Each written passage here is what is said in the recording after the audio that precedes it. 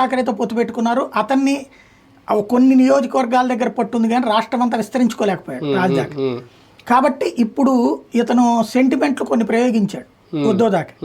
చివరి నిమిషంలో కరెక్ట్గా ఎలక్షన్ అయిపోయిన తర్వాత ఎలక్షన్ తను ఓటేసి వచ్చి మీరు నాకు ఓటేస్తే నేను రాజకీయాల్లో ఉంటాను, లేకపోతే రాజకీయ సన్యాసం తీసుకుంటానని ప్రకటించాడు.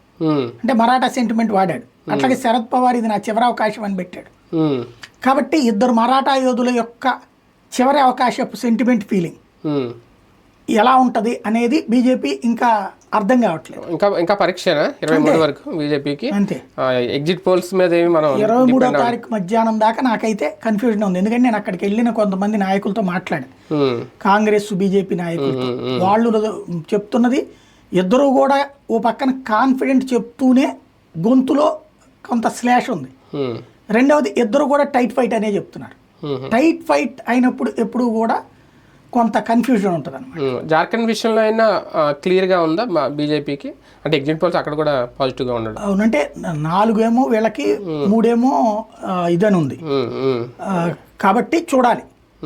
జార్ఖండ్ వాస్తవంగా అయితే గనక అతని మీదన సోరెన్ మీద తీవ్ర వ్యతిరేకత ఉంది. కానీ అవినీతి అన్నటువంటి కాన్సెప్ట్ని బీజేపీ అతన్ని అరెస్ట్ చేయడం లెక్క ప్రకారం తనే గనులు అంటే గనుల శాఖ మంత్రి తనే